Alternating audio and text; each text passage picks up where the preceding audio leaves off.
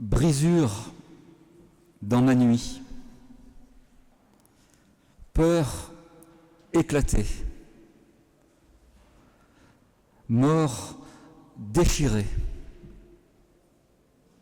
possible d'amour, brèche d'espérance, espace de naissance,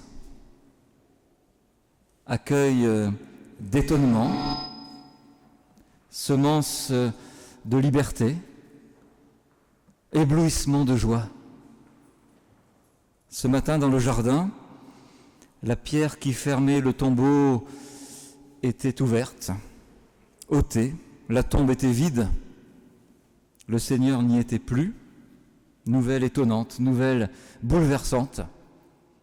Jésus est ressuscité, le Christ est vivant. Que cette bonne nouvelle réjouisse nos cœurs ce matin et nos vies tout au long de nos jours. Que la paix de notre Seigneur soit avec chacun de nous. Bienvenue à chacun, chacune, pour ce culte qui nous rassemble. Bienvenue à ceux qui nous suivent sur Internet, ensemble, pour célébrer le Seigneur. Je vous invite à vous lever pour prier ensemble.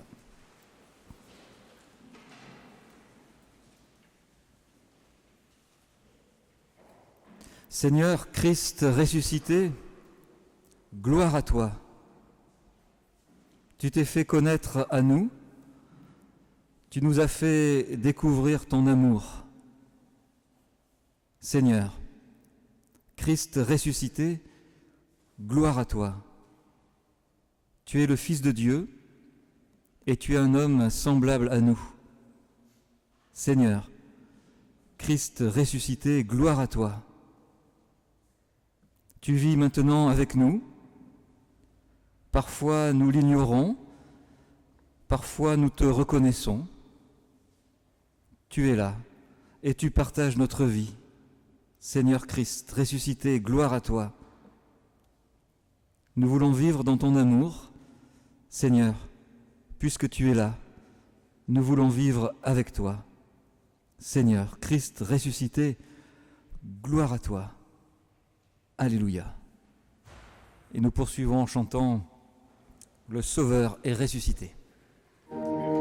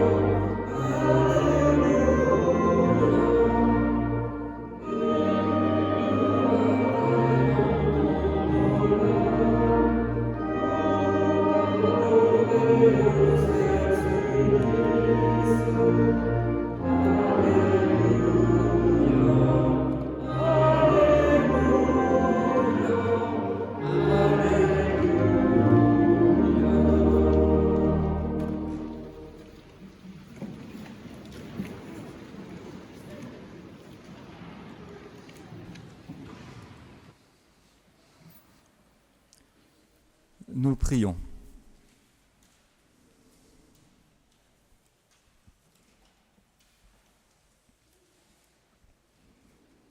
À l'aube profonde, une femme arrive au tombeau comme on arrive pour l'enterrement d'une espérance. Dans son cœur, les souvenirs ont déjà goût de cendre. On pense rarement au futur dans les cimetières. Mais voici qu'au bord du tombeau, la pierre du passé a roulé, loin de la mort. Dans le roc de ses larmes, une faille s'ouvre dont elle ne sait pas que faire. Il faut du temps pour apprivoiser la résurrection. Et c'est alors qu'au plus profond de sa nuit, une parole neuve et claire la rejoint.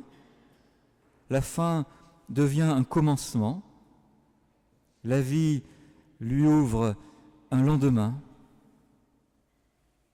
Seigneur, toi qui te tiens au seuil des tombeaux où nous nous enfermons,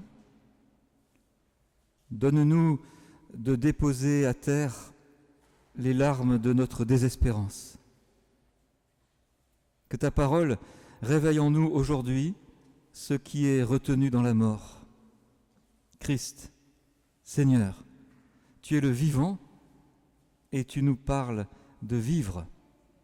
Entraîne-nous dans ta vie. Amen.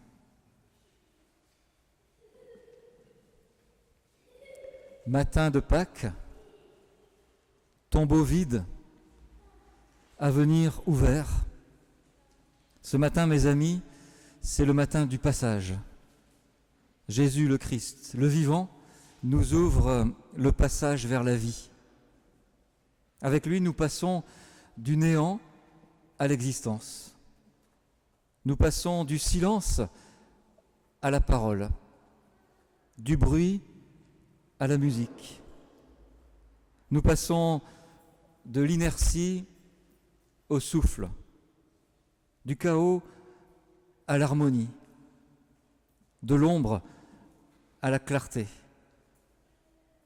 Nous passons de la famine à l'apaisement, de l'esclavage à la liberté, de la tombe à l'éblouissement, du doute à la foi. Nous passons du cœur de pierre au cœur de tendresse. Oui, ce matin, mes amis, est le matin des merveilleux passages. Ce matin, nous célébrons notre condition d'hommes et de femmes appelés à la vie. Alléluia. Je vous invite à vous lever pour chanter « Mon Rédempteur est vivant ».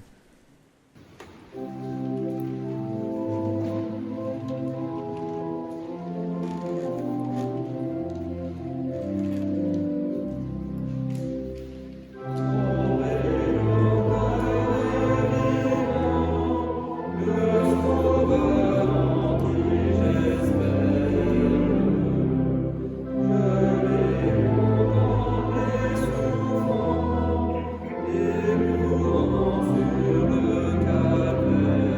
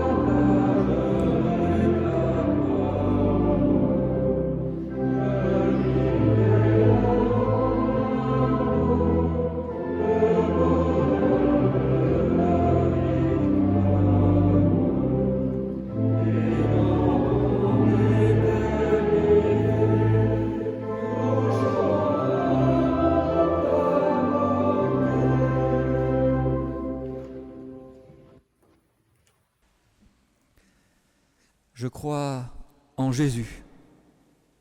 Il est ressuscité. Il s'est montré à des femmes et à des hommes. Il leur a apporté la joie. Il est vivant. Alléluia. Je crois en Jésus. Il est ressuscité. Il a envoyé ses disciples annoncer la bonne nouvelle de son amour dans le monde entier. Il est vivant. Alléluia. Je crois en Jésus. Il est ressuscité. Il a donné l'Esprit à son Église. Il est vivant. Alléluia. Je crois en Jésus. Il est ressuscité. Il a vaincu la mort. Il nous promet la résurrection. Il est vivant. Alléluia. Je crois en Jésus. Il est ressuscité. Il vit avec nous. Il change notre vie par sa présence et son amour. Il est vivant. Alléluia. Je crois en Jésus. Il est ressuscité. Rien ne peut nous séparer de son amour. Il est vivant. Alléluia. Je vous invite à poursuivre cette confession de foi en chantant ensemble « Le Sauveur est ressuscité ».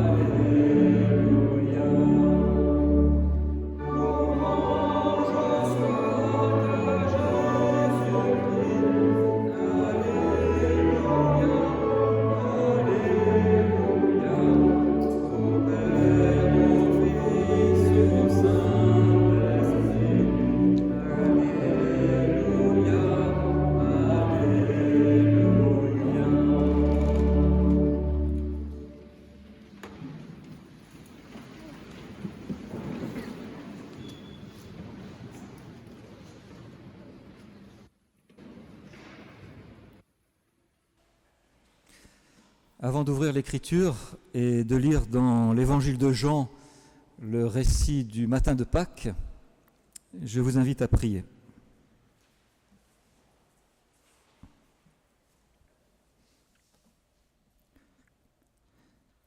Seigneur, tu te souviens sûrement de son visage, cette première-née de la nouvelle terre, de la nouvelle vie. Depuis 3 jours, elle était morte.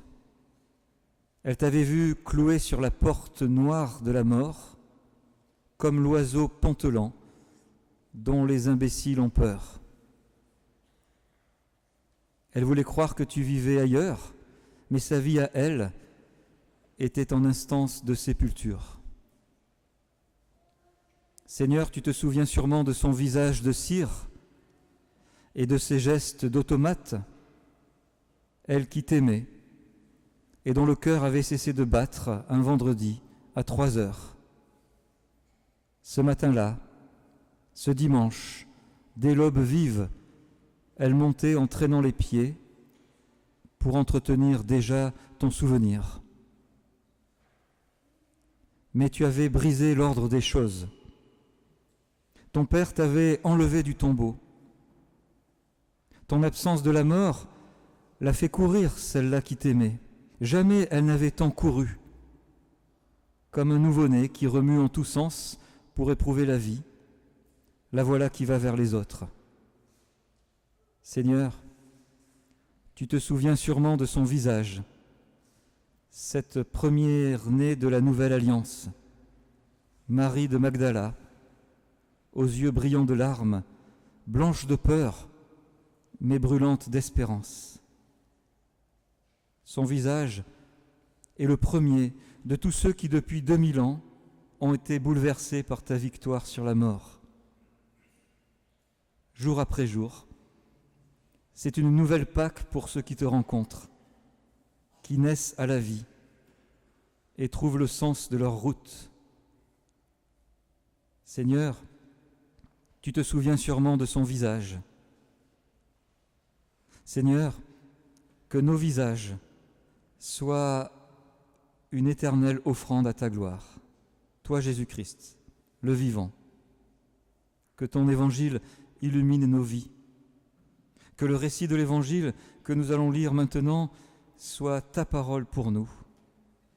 Que ton esprit inspire notre écoute. Amen.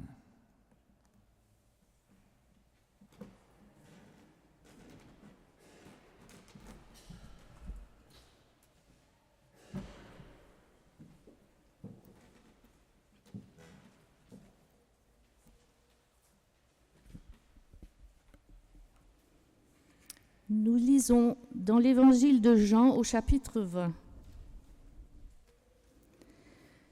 Tôt le dimanche matin, alors qu'il faisait encore nuit, Marie de Magdala se rendit au tombeau. Elle vit que la pierre avait été ôtée de l'entrée du tombeau, et elle courut alors pour trouver Simon-Pierre et l'autre disciple, celui que Jésus aimait, et leur dit : « On a enlevé le Seigneur de son tombeau, et nous ne savons pas où on l'a mis. » Pierre et l'autre disciple partirent et se rendirent au tombeau. Ils couraient tous les deux, mais l'autre disciple courut plus vite que Pierre et arriva le premier au tombeau. Il se baissa pour regarder et il vit les bandes de lin posées à terre, mais il n'entra pas.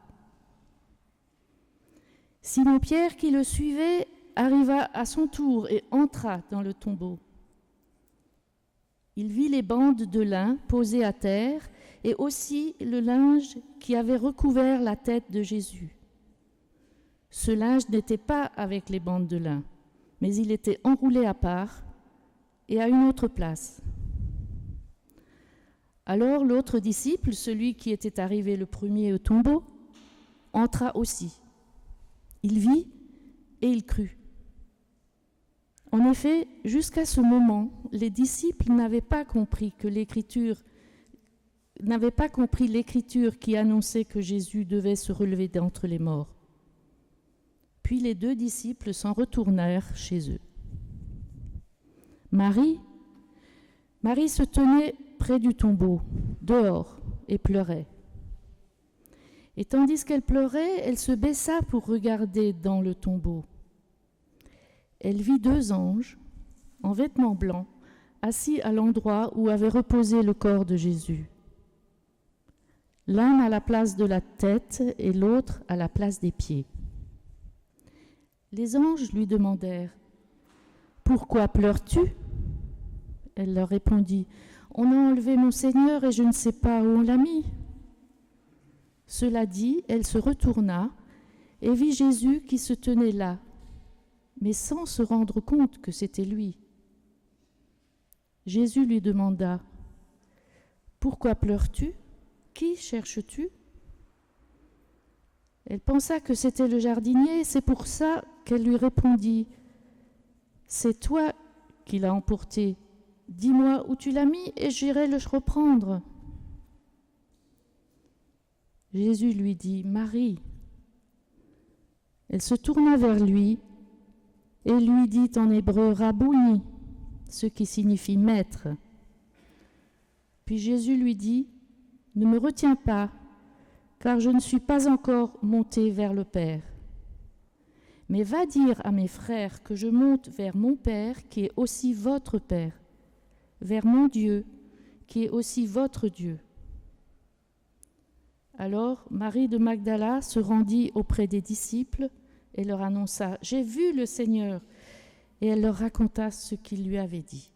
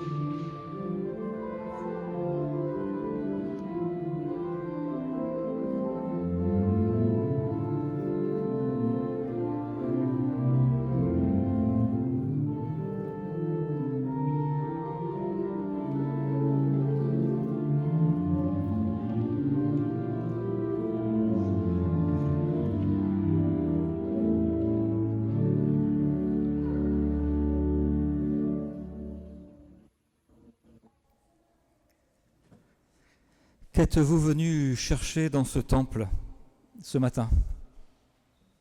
Est-ce que vous êtes venu pour l'accomplissement d'un rite, le culte de Pâques, qui chaque année nous met un peu de baume au cœur parce qu'il coïncide avec le printemps qui revient? Ou bien êtes-vous venu chercher un discours qui enfin va apporter les preuves de ce que des chrétiens confessent depuis 2000 ans, mais que notre rationalité a de la peine à admettre?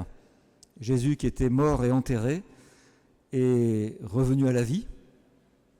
Alors si vous êtes venu pour accomplir un rite ou bien écouter un discours rationnel, ce n'est pas ça qui nous attend ce matin. Ce qui nous attend ce matin, c'est un récit tout simple. Ce que nous venons d'entendre, c'est une rencontre, c'est un dialogue. Et c'est bien plus essentiel qu'un rite ou qu'un discours. C'est l'histoire de Marie de Magdala, c'est notre histoire, à chacun, chacune de nous. Marie de Magdala, qu'on appelle aussi parfois Marie-Madeleine, Marie est une femme qui est originaire d'un village qui s'appelle Magdala. C'est une petite ville qui est au bord du lac de Galilée. C'est une femme qui souffrait d'une grande souffrance et que Jésus a libérée et qui depuis suivait Jésus avec d'autres femmes, avec les disciples. Elle était présente au pied de la croix. Elle a assisté à la mise au tombeau de Jésus. Et puis, en ce matin de Pâques, elle est la première personne qui vient à la tombe de Jésus. Elle est la première qui découvre le tombeau vide. Alors elle est surprise, elle est bousculée par ce phénomène étrange, elle ne sait pas quoi en penser. Alors elle va trouver dans son désarroi 2 disciples, Simon-Pierre et un autre disciple dont on ne sait pas le nom, mais dont la tradition nous dit que c'est Jean. Mais ceux-ci ne lui adressent pas la parole.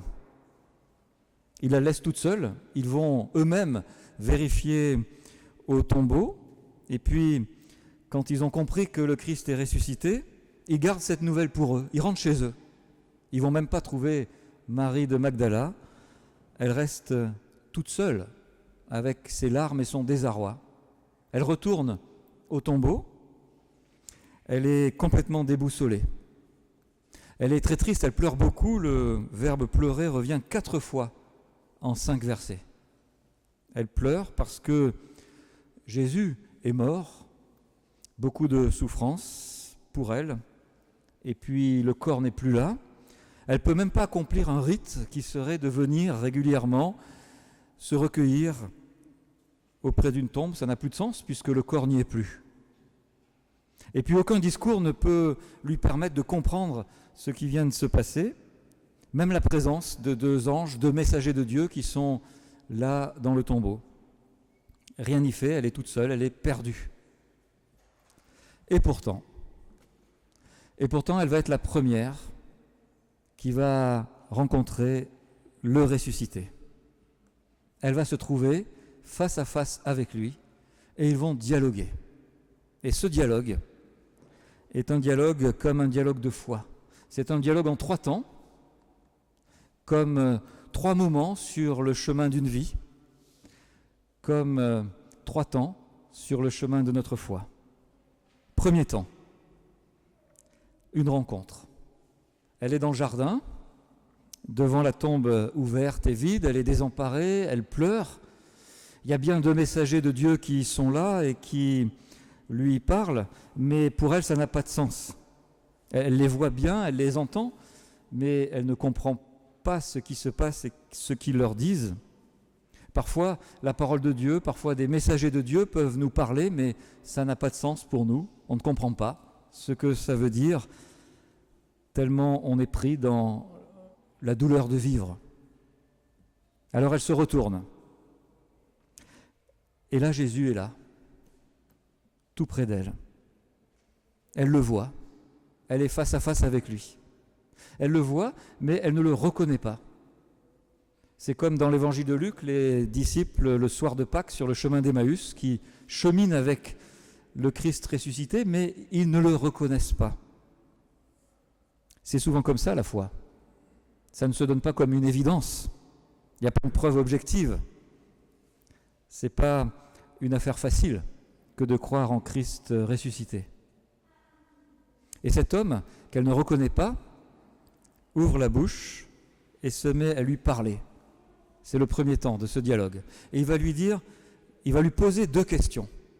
2 questions fondamentales. Première question, femme, pourquoi pleures-tu ? Sa première question est une manière de s'approcher de cette femme, Marie, dans ce qu'elle a de plus profond à ce moment dans sa vie. Elle pleure. Femme, dit cet homme. Il la rejoint dans son humanité, dans ce qu'elle a de douleur, de souffrance, de questions, dans ce qui la travaille. Que cherches-tu ? Qui cherches-tu ? Lui dit-il. Qui cherches-tu ? C'est comme un appel que lui fait le Christ ressuscité à ce moment-là. C'est la reprise de la toute première phrase que Jésus a dite au début de l'évangile de Jean. Les premières paroles de Jésus dans l'évangile de Jean, c'est à 2 disciples de Jean-Baptiste qu'il s'adresse, un qui s'appelle André, qui veut dire homme, et à un autre dont on ne sait pas le nom. Jésus leur dit « Que cherchez-vous » Et ils vont devenir ses disciples. Marie entend cette même question. Qui cherches-tu ? À cet instant, elle est appelée à devenir la première disciple d'après la résurrection. Mais c'est encore trop tôt. C'est encore trop tôt pour elle parce que sa réponse montre qu'elle ne comprend pas bien ce qui se passe. Elle croit que c'est le jardinier qui lui parle. C'est normal, c'est dans le jardin. Elle ne connaît pas cet homme qui est là le matin. Elle pense que c'est le jardinier, alors elle l'interpelle et lui dit « Si c'est toi qui as enlevé le corps de notre Seigneur, alors dis-moi où tu l'as mis, que je puisse aller le reprendre. » Sa réponse à l'appel du Christ est une réponse qui dit sa douleur et son espérance en même temps. Où est-il que je puisse aller le retrouver ? Voilà ce premier dialogue. Femme, pourquoi pleures-tu ? Qui cherches-tu ? Si c'est toi qui l'as caché, alors dis-moi où il est, que je puisse aller le reprendre. Ce premier dialogue qui nous dit que le ressuscité est tout proche de nous. Il est tout près de Marie de Magdala. Il lui parle, elle lui parle. Il la rejoint dans ses pleurs. Il entend qu'elle ne comprend pas. Il reçoit sa difficulté à croire. Il est tellement proche qu'il peut entendre ses reproches. C'est ça le premier temps de la foi. le Christ qui est devant nous, même quand nous ne le reconnaissons pas, même quand nous ne comprenons pas que c'est lui, ce Christ qui parle à notre vie, à nos douleurs, à notre quête, et qui entend notre difficulté à le comprendre. Il est déjà là sans que nous le sachions. Et c'est le début d'un chemin de foi possible. Alors, deuxième temps de cette rencontre, deuxième dialogue, Jésus reprend la parole. Et il va dire un mot, un seul mot. C'est là que le texte bascule. C'est là que la vie de Marie de Magdala va basculer. Parce qu'il va dire le mot peut-être le plus essentiel qu'elle a besoin d'entendre ce jour-là. Jésus la regarde, ouvre la bouche et il lui dit « Marie ». Jésus ne lui dit plus « femme » comme il disait juste avant. Il ne parle plus à son humanité générale, mais à elle en particulier. « Marie ». Il lui dit son nom. C'est elle qu'il rencontre ce jour-là. Vous savez que le nom, pour chacun de nous, c'est très important. Et dans la culture biblique, ça veut dire l'ensemble de la personne. Il s'adresse à ce moment-là, à elle en particulier. Marie. Alors Marie, qui jusque-là le prenait pour le jardinier, entend que ce n'est pas le jardinier. Elle se retourne, elle est déplacée, ça la bouge. Elle en est toute retournée, on pourrait dire. C'est comme si elle en était convertie. Elle sait désormais que c'est Jésus. Alors elle dit elle-même un seul mot aussi pour répondre. Elle dit à Jésus « Rabouni ». Rabouni, c'est en hébreu l'équivalent de rabbi, rabouni, rabbi, ça veut dire maître. Elle reconnaît que cet homme qui est là, ce n'est pas le jardinier, c'est son maître, celui qu'elle suivait. C'est en même temps dans sa réponse, Rabouni, l'écho de la réponse qu'avaient fait les deux premiers disciples quand Jésus les avait appelés, dont je vous parlais il y a quelques minutes. Quand Jésus, au tout début de l'évangile de Jean, prend la parole pour la première fois pour dire à André et à l'autre « Que cherchez-vous » Ils répondent « Rabbi ». Elle a entendu « Qui cherches-tu » Elle répond « Rabouni ». Elle est vraiment la première disciple du temps d'après la résurrection. Sa réponse dit son début de foi. Alors bien sûr, elle ne dit pas encore « Mon Seigneur, mon Dieu », comme le dira Thomas le même jour. Nous méditerons sur cette rencontre avec Thomas dimanche prochain. Elle ne dit pas encore « Mon Seigneur et mon Dieu ». Sa foi n'est pas encore élaborée, mais elle est déjà dans la présence de Jésus, qu'elle reconnaît. Voilà le deuxième temps de la foi. Ce Christ vivant qui s'adresse à chacun de nous par notre nom, qui nous connaît chacun personnellement et qui nous permet alors de le reconnaître et d'entrer dans une relation avec lui, relation qui l'initie pour que nous puissions y entrer et le suivre sur ce chemin de vie. Premier temps de ce chemin de foi, la rencontre. Deuxième temps, la reconnaissance. Et puis voilà le troisième temps, maintenant. Une troisième fois, Jésus prend la parole. Et là, il va dire une parole qui, à ce moment même où Marie est en train de s'éveiller à la foi, est une parole qui peut paraître dure. Il va lui dire « Ne me retiens pas, car je ne suis pas encore monté vers le Père. » On pourrait traduire « Ne me touche pas ». Ou alors « Cesse de t'accrocher à moi ». Marie vient à peine de le reconnaître, et déjà Jésus lui dit « Laisse-moi ». Ben c'est cela la foi. C'est-à-dire qu'on ne peut pas mettre la main sur le Christ vivant. On peut entrer dans cette rencontre, cette relation, cette reconnaissance mutuelle, mais on ne peut pas le posséder et l'attraper. On ne peut pas figer le temps. La rencontre avec le Christ vivant, ce n'est pas un rite qu'on pourrait reproduire et enfermer et manipuler. Ce n'est pas non plus un discours, une théorie, une doctrine qu'on pourrait aussi enfermer, utiliser. C'est une rencontre, c'est vivant, ça nous échappe. C'est ça la foi. C'est rencontrer le Christ vivant et en même temps ne pas pouvoir mettre la main sur lui. C'est faire le deuil de sa présence physique, pour pouvoir accéder à quelque chose de bien plus profond, qui est sa présence en vérité, sa présence spirituelle, dans la foi, l'amour, l'espérance véritable. La tombe est ouverte. Ce n'est pas pour que nous nous arrêtions à ce moment-là, mais pour que nous soyons mis en route. C'est d'ailleurs ce qui arrive à Marie de Magdala, parce que Jésus prolonge sa phrase et il lui dit « Va dire à mes frères que je monte vers mon Père qui est aussi votre Père, vers mon Dieu qui est aussi votre Dieu. » Il envoie Marie en mission. Elle ne peut pas s'accrocher à lui pour le retenir, parce qu'elle-même ne doit pas être retenue à cet endroit-là, puisqu'elle doit pouvoir l'annoncer à d'autres. Elle est la première à transmettre la bonne nouvelle. Elle va aller vers les disciples, ceux-là même que Jésus vient d'appeler « mes frères ». C'est la première fois dans l'évangile de Jean que Jésus appelle ses disciples « mes frères ». Et c'est Marie de Magdala qui est chargée de les appeler ainsi.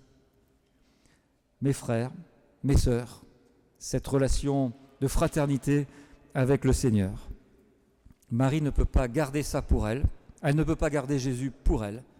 Elle est appelée à dire aux autres, vous êtes frères et sœurs de ce Jésus ressuscité. C'est un mouvement. Et dans ce troisième temps de dialogue, elle ne répond pas directement. En tout cas, le texte ne nous dit pas une phrase qu'elle dirait à ce moment-là. Sa réponse, elle l'a dit autrement. Elle l'a dit en partant justement pour annoncer aux autres ce que le Christ vivant vient de lui dire d'annoncer. Sa réponse, c'est sa mise en mouvement et c'est l'évangile qu'elle partage avec les autres. Elle s'en va et elle devient messagère de Dieu. Dans la tombe, elle a vu des anges, des messagers. En grec, c'est angelos, un ange. Et la fin du récit nous dit, elle s'en va pour annoncer, elle s'en va angelousa. C'est le même mot. C'est elle qui devient messagère du Seigneur. Voilà, elle venait pour accomplir un rite et elle n'a pas pu. Elle avait peut-être envie d'avoir une explication rationnelle. Ce n'est pas donné. C'est bien plus profond. Une rencontre, un dialogue, une mise en mouvement. Alors on ne sait pas si elle a tout compris ce jour-là. On ne sait pas combien de temps ça a mis pour qu'elle le comprenne vraiment. On sait simplement qu'elle a été saisie, qu'elle a été mise en route. Et que première disciple du Christ ressuscité, elle est devenue en même temps sa première missionnaire, sa première envoyée, sa première apôtre.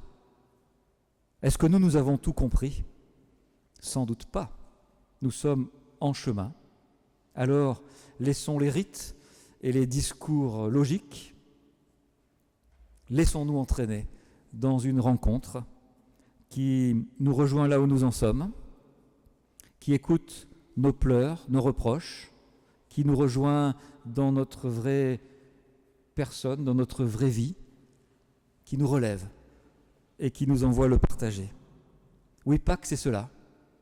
Une rencontre avec le Christ vivant qui nous met en route, frères et sœurs du Seigneur. Comme Marie de Magdala, dans le jardin, au matin de Pâques, puissions-nous maintenant, chacun, recevoir les mêmes paroles qu'elle a reçues. Celles que Jésus nous dit à nous, maintenant. Pourquoi pleures-tu ? Qui cherches-tu ? Marie ou Christian, enfin chacun met son prénom à cet endroit-là. Ne t'accroche pas à moi, qui monte vers le Père, mais va vers mes frères et sœurs, et dis-leur que je monte vers celui qui est mon Père et votre Père, mon Dieu et votre Dieu. Amen.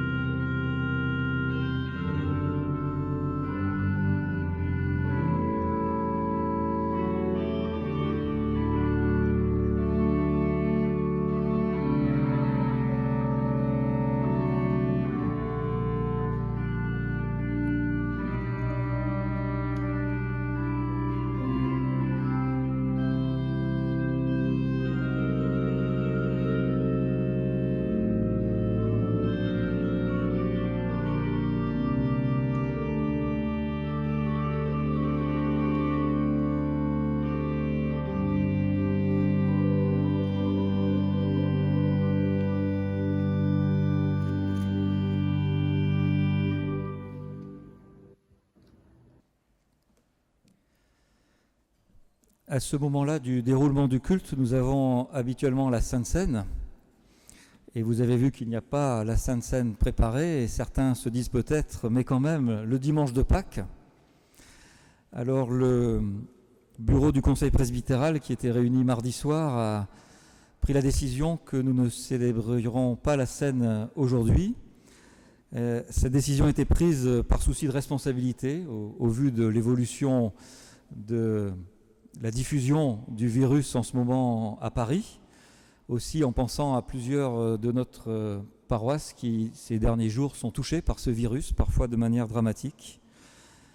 C'est dans un souci de responsabilité que nous avons trouvé que c'était trop risqué sanitairement. C'est aussi dans un souci de solidarité avec tous ceux qui sont plus fragiles parmi nous, ceux qui sont marqués par la maladie ou par les conséquences psychologiques, sociales, économiques, par tous ceux qui se battent au jour après jour pour accompagner ces situations-là. Pour beaucoup d'entre nous, c'est un manque de ne pas communier chaque dimanche, et sans doute en particulier ce dimanche de Pâques. Mais alors ce qu'on peut faire, c'est se dire que c'est une occasion de nous rappeler, en ce temps exceptionnel, que les premiers témoins de la résurrection, au matin de Pâques, n'ont pas célébré la Seine. Ils étaient encore trop dans la stupeur, dans l'étonnement, ils n'étaient pas vraiment préparés. Ils étaient pris dans un mélange de tristesse, de stupeur, de joie, de confiance, tout ça mêlé. C'est que le soir du jour de Pâques, que les premiers ont pris le repas avec les Seigneurs vivants, les 2 disciples sur le chemin d'Emmaüs. Mais ils l'ont fait après un long cheminement avec le Christ. Alors c'est l'occasion pour nous, peut-être, de nous trouver sur ce chemin d'Emmaüs, d'être encore sur ce temps du cheminement. Nous avons entendu que le Christ est ressuscité, mais nous avons encore ce chemin où il marche avec nous, mais où nous cherchons encore à comprendre et à en vivre.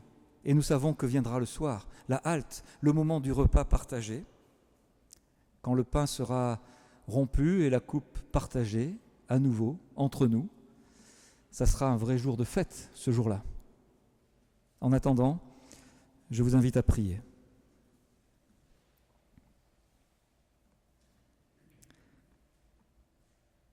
Il est bon maintenant, Dieu notre Père, de tourner nos cœurs vers Jésus le Christ qui nous rejoint, comme on passe pour une naissance.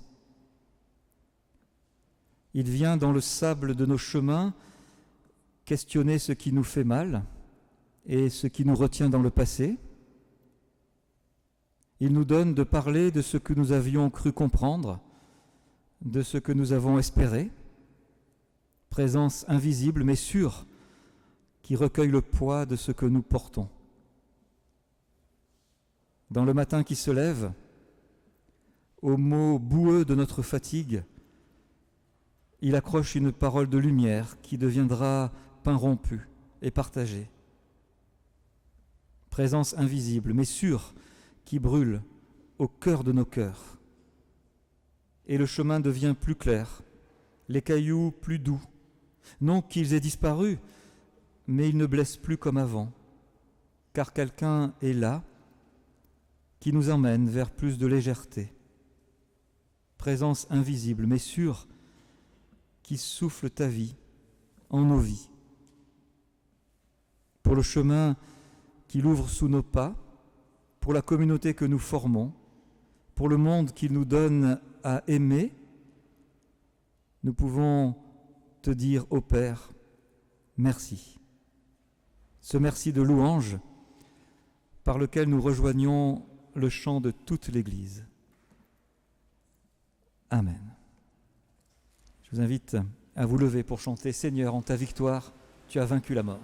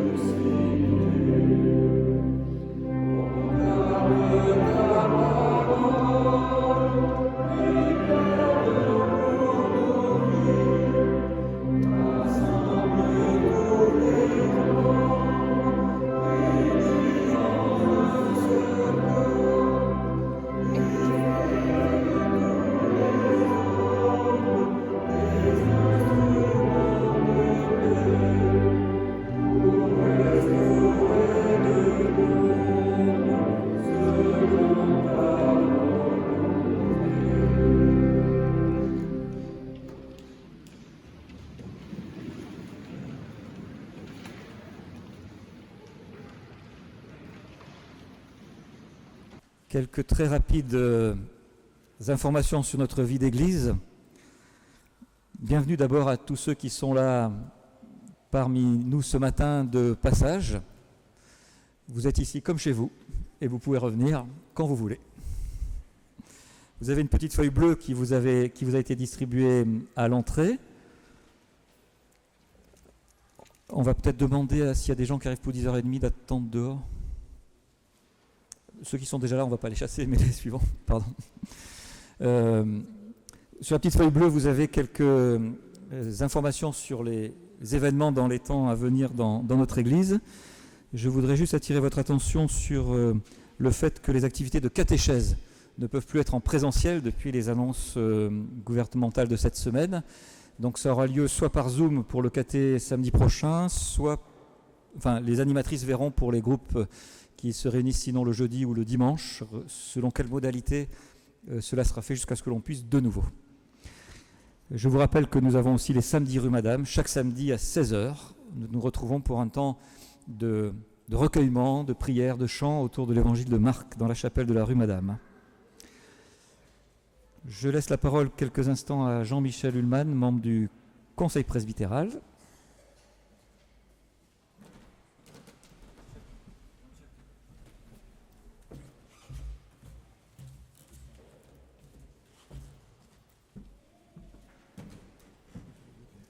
Bonjour à tous, j'aimerais partager avec vous quelques nouvelles du Conseil presbytéral, sa dernière réunion qui s'est tenue en mars dernier, qui s'est réuni en visioconférence. Il a débuté sa séance par une prière avant d'aborder essentiellement 4 sujets. Le premier concerne le prochain thème du synode national. Dans la perspective des synodes nationaux de mai 2022, 2023 et 2024, les conseillers presbytéraux sont invités par le Conseil national de l'EPUDF à travailler sur le thème « Mission de l'Église et ministère ». Le deuxième nouvelle est sur l'état des lieux et des travaux dans nos chapelles. Le Conseil presbytéral a salué la qualité et la quantité du travail de Jean-Yves Muller et de la commission Travaux, ainsi que sa présentation dynamique et précise de l'état des lieux. En 2020, pour des raisons financières, nombre de travaux ont dû être différés, à l'exception toutefois de la sécurité incendie rue Madame. La remise en état de l'orgue de la rue Madame sera effectuée grâce à un don affecté et nous nous en réjouissons. Troisième point, bilan des 2 premiers samedis rue Madame.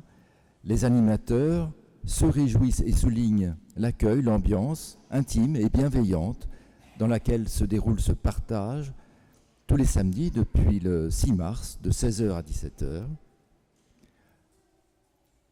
Nous insistons sur l'engagement et la sensibilité des improvisations de Peter Vizard au piano qui contribuent largement à la qualité de ces rencontres, à la qualité et au plaisir de ces rencontres. 4e point, élection d'un nouveau secrétaire du Conseil presbytéral. Jean-Michel Ullmann, ici présent, avait accepté la charge de secrétaire du Conseil presbytéral à titre d'intérim et il m'a dit avoir souhaité être déchargé. Charlotte Perrin, qui est par ici, Charlotte peut se lever, s'est proposée pour remplir cette mission. Elle a été élue secrétaire du Conseil presbytéral à l'unanimité. Enfin, 2 points encore. Sachez déjà que le prochain culte de rentrée aura lieu le 19 septembre, notez-le. Et enfin, après des années de bons, loyaux et dévoués services, Nicole Mulot-Calvino, rue Madame, et Edith Elitch à Pantemont cesseront leur mission de maîtresse de maison au mois de juin. Le Conseil aura alors à leur trouver des remplaçantes ou, pourquoi pas, des remplaçants. Avis aux amateurs, je vous remercie de votre attention et joyeuse Pâques.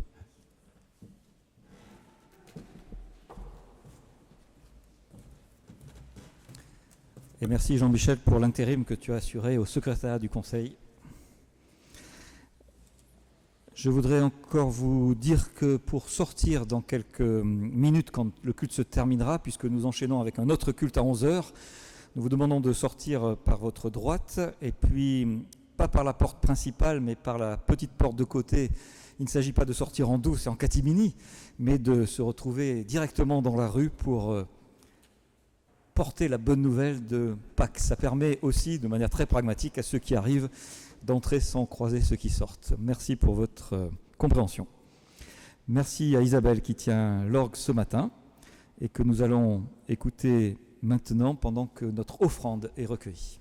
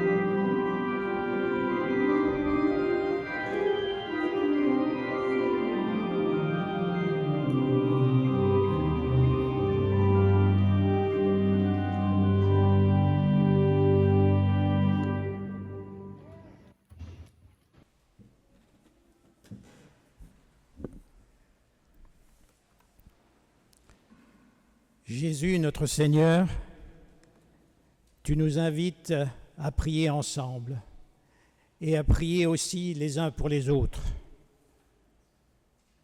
En ce matin de Pâques, tu nous fais sentir, comprendre et peut-être accepter que d'un mal peut sortir un bien, que le mal et la mort n'ont pas le dernier mot. Tu as été rejeté, crucifié, mais la pierre devant ton tombeau a été roulé, est écarté. Tu es devenu pierre d'angle et tu fais de nous des pierres vivantes, des témoins de ton Église. Nous te prions pour nous tous et pour tous les chrétiens sur la terre entière, pour tous les croyants aussi, et pour celles et ceux aussi qui ne connaissent pas Dieu, de pouvoir vivre la rencontre avec les autres, quels qu'ils soient, dans la joie de Pâques, et de passer de la crainte à la confiance, du conflit à la paix, de la fermeture à l'ouverture, du repli à l'échange fécond.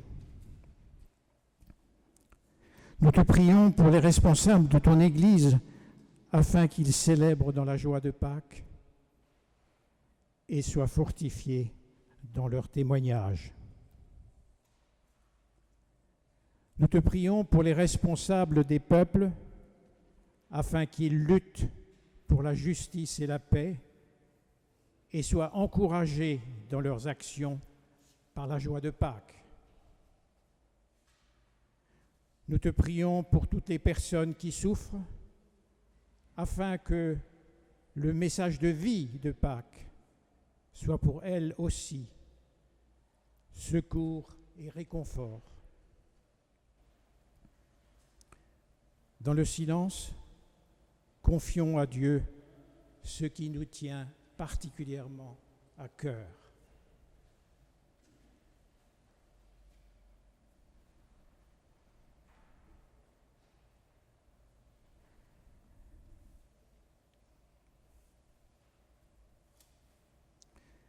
Oui, Seigneur, malgré nos crises, malgré nos tristesses, malgré nos deuils, nos échecs, nos limites, malgré l'horizon qui nous semble bouché, pour chacune, pour chacun d'entre nous, comme pour le monde entier, nous avons l'audace tranquille de te demander que dans nos cœurs et dans nos esprits, et même sur nos visages, éclate notre espérance et triomphe notre confiance. Alléluia. Et nous disons ensemble d'une seule voix la prière qui dit l'essentiel de nos demandes selon l'enseignement de Jésus. Notre Père qui es aux cieux, que ton nom soit sanctifié, qu'il vienne, que ta volonté soit faite sur la terre comme au ciel. Donne-nous aujourd'hui notre pain de ce jour. Pardonne-nous nos offenses, comme nous pardonnons aussi à ceux qui nous ont offensés. Ne nous laisse pas entrer en tentation, mais délivre-nous du mal, car c'est à toi qu'appartiennent le règne, la puissance et la gloire pour les siècles des siècles. Amen. Alléluia.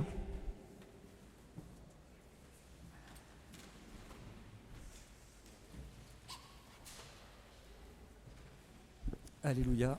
Je vous invite à vous lever pour la bénédiction.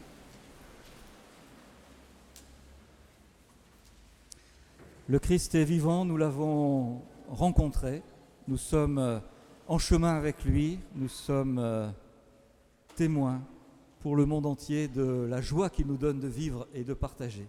Alors qu'il nous bénisse, qu'il nous garde, lui qui est Père, Fils et Esprit Saint.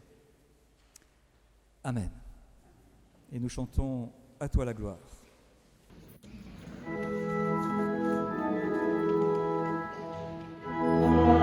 toi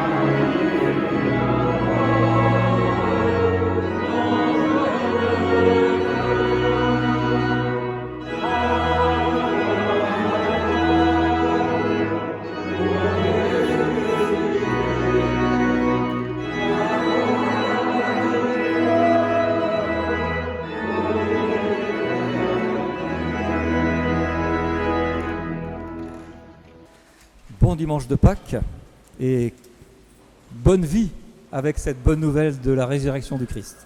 Je vous invite à vous précipiter dehors pour partager la bonne nouvelle et laisser rentrer les nouveaux.